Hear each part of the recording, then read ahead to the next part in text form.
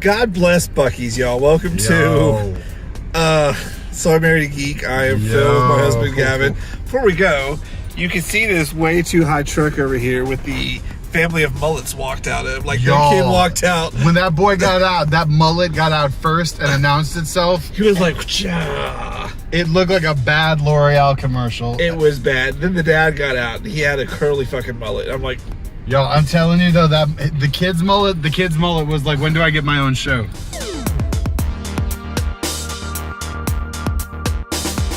okay, God bless Bucky's, y'all, because there is nothing more white than a Bucky's. And there's no better way to tell who is a crazy right-wing Trumper than a regular person by telling who. There's a very clear dividing line in the store. Half of the store, the part with the merchandise, is people without masks. Karen's walking around this part of the store with like the food and stuff. It's the normal people who are stopping to get stuff on their road trip. They all have masks on. It is the craziest fucking thing, dude. I can't even explain it. Like, the dividing line. The right-wing Trumper Christians, I'm not wearing a mask, it's my fucking liberty, blah, blah, blah, America. And then mullet kids. And then the fucking normal people. Okay, and so y'all, I saw somebody wearing a t-shirt, and I didn't get to read the whole thing. I'm gonna go ahead and say I'm trademarking what I'm about to say, y'all, because I think this should be a real shirt if it's not. These older ladies were wearing, and there were two of them, that said, I may be over 60 and vaccinated, but I'm wearing my mask.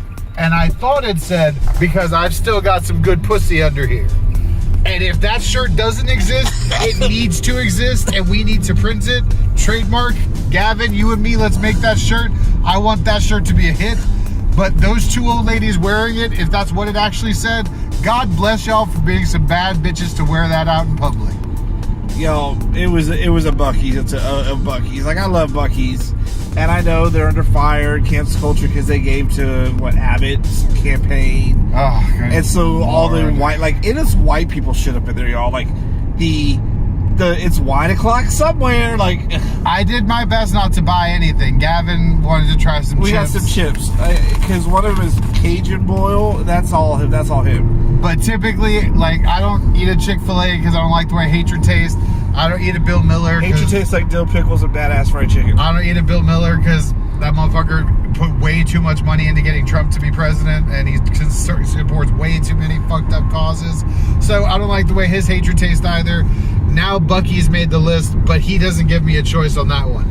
At least with Chick-fil-A, he'll go when I'm not around. Yeah, if sometimes I'm just really moving for Chick-fil-A, but I now have an alternative because HEB makes Southern-style chicken strips and chicken nuggets, which are basically just Chick-fil-A stuff. So it's fucking delicious. I'll go get those. I don't like how hatred tastes. And I understand, like, it's like, people are like, oh, you know, like, I say, how do you separate the artist from the art? Well, it's not the same when it's a business, because you're literally paying them to hate you. And it's, you can donate to whoever you want, but if who you're donating to hurts other people, that's where you have the problem. If you want to donate to, you know, donating books, for some reason they love to donate Bibles to Africa, well, fine. You're still not helping anybody, but at least you're not hurting people. But the Chick-fil-A people, these people are donating to people who hurt other people. And that's where there's a problem. And they may have cut off those donations to that group. I don't give a fuck. The fact that they were donating, knowing what they were donating to, and they were donating to people who were hurting other people, tells me you don't give a fuck about humanity like you say you do. You might thump your Bible because it makes you feel like you're a special person, but you were donating to hurt people and you did it intentionally. Fuck you, fuck your chicken. I hope it all burns down.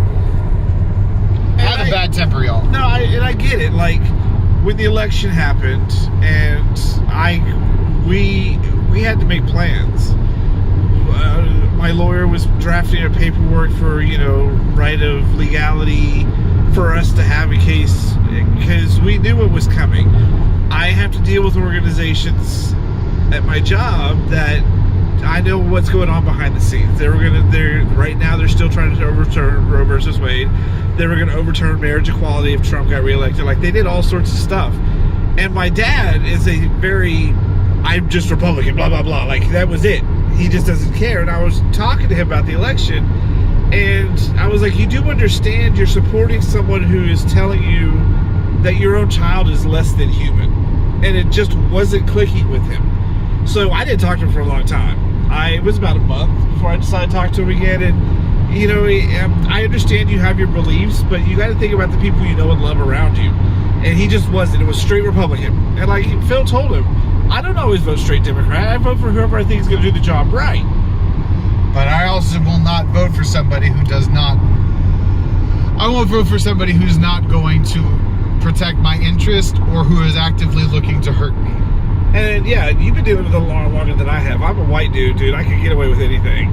He's a gay Mexican guy. Like nothing's given to him. He's on the outcast side. And so I understand my dad has point of views, and I was respecting it, but I just didn't have to agree with it. I did not engage with it because it bothered me so much that he did not care how it affected his own family.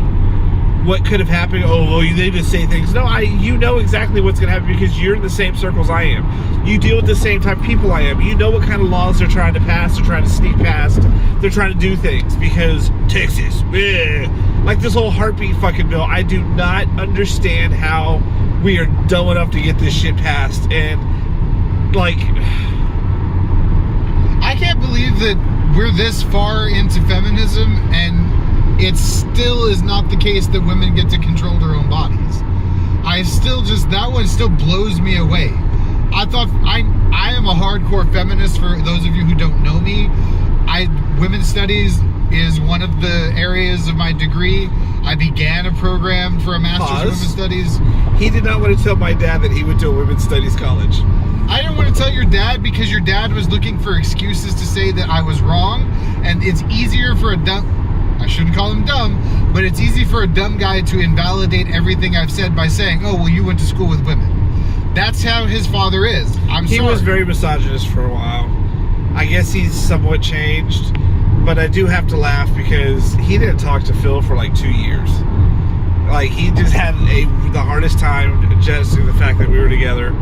And the first thing he ever asked Phil, the first fucking question is, what did I think of the myth of the Native American genocide? Followed up with, what do I think about reparations, and do I think that if people get reparations, they should be sent back to where they're from? I was like, you realize they're Americans. They're from here. Those were the first two questions his father ever asked me. Yeah, we were in a hospital. I think my aunt or my mom was in the hospital, and those are the two things. He finally started talking to Phil. And we've grown to become friends. I love his dad. Politically, we have nothing in common. His father likes to show me that he has like a certificate from LULAC that he's a friend of LULAC. I was like, I'm sorry, that's really cool and all for you. I'm sorry, that one thing doesn't mean to undo everything else you've done. Yeah. It just doesn't work that way. That's not like, oh, here's my golden ticket. I'm a friend to the Hispanic community now because LULAC said so. The rest of what you do does not make you a friend to our community. I can't let that slide. So yeah, going to Bucky's just opens up a whole lot of talking points simply because if you wanted to catch all the Trumpers and craziness, put a sale on something on the merchandise side, let them all go over there and chain them off and be like, bitches, we're going to hose you down to you at least get the vaccination. I never understand people like, oh no, the government's going to track you. Oh no, you can't have a webcam. Oh no. Y'all. Your phone is on 24/7. You don't think twice about that shit. Y'all, think of how much good we could do if we had a bunch of people with COVID, vaccine blow darts and put them in a Bucky's and just had them start shooting everybody walking in. Y'all, we could make a big dent in this herd immunity. And, you know, we haven't dealt with this in our lifetime, but it's not like we haven't dealt with outbreaks before. There was the measles, the polio, and people did what they needed to do to eradicate it. And then anti-vaxxers start bringing it back. You know, I'm going to say it. People used to talk about there was the greatest generation and each generation was getting weaker. We definitely can never claim to be the greatest generation. We might be technologically special. We might be technologically advanced. During World War II, there were shortages of everything. You had to live without. You had to do without food sometimes, bread, sugar, toys. You did without. Today's generation can't be inconvenienced to wear a fucking mask. We're a generation, I'm sorry, we're a generation of pussies. Oh, but I gotta see the baby's face. No, you fucking don't. That was my favorite worst excuse on that Karen video is because she has to see the baby's face. The baby's not really wearing a mask because they're too young. Or the lady who cut out the mouth so she could talk and then came back into the store because she saw it on TikTok and was really pissed. I love Karen videos, y'all. I fucking love watching Karen videos because there are people out there, these Bucky type people, who very much are entitled. And it got worse during Trump because people were allowed to just let your freak flag fly. They were empowered to do what they wanted to do. And yeah, he did good things, but he did a lot of bad things. He did a lot of things not the correct way. He was not the end all be all, but he wanted to be the end all be all tyrant. And that's what is really wrong. And the fact that nobody can admit that is his supporter is really sad. And going through Bucky's and saying, I know you believe the election was stolen. I know you don't think he did the insurrection. I know you're going to revote for him is really fucking sad. I'm going to take this moment just for historical purposes, just to remind everybody, because no one listened to me when he started running. I kept telling everybody, like, yo, it's like watching Hitler in action and Hitler trying to take over. Why are you not seeing this? Let me remind all of y'all, Hitler failed once.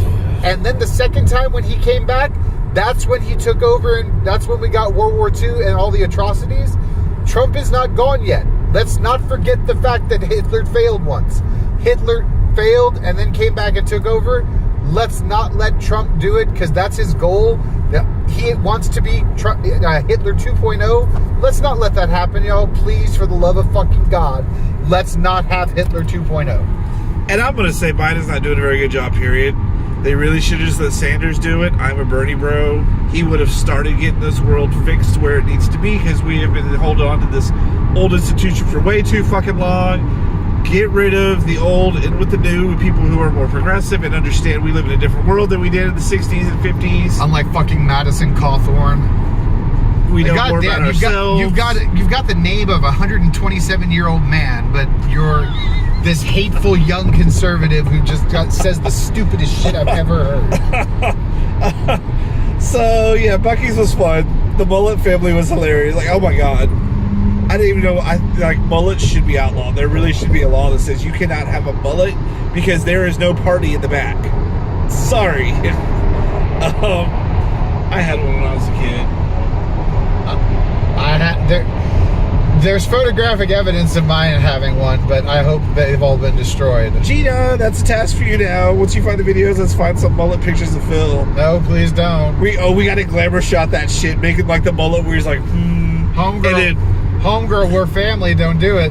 Don't do it. See, that's another thing.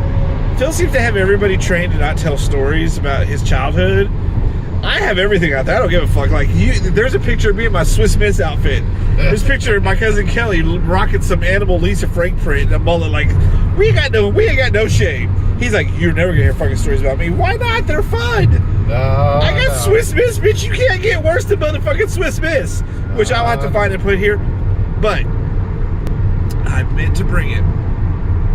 This motherfucker had a job interview yesterday, and he tried to wear that fucking fedora.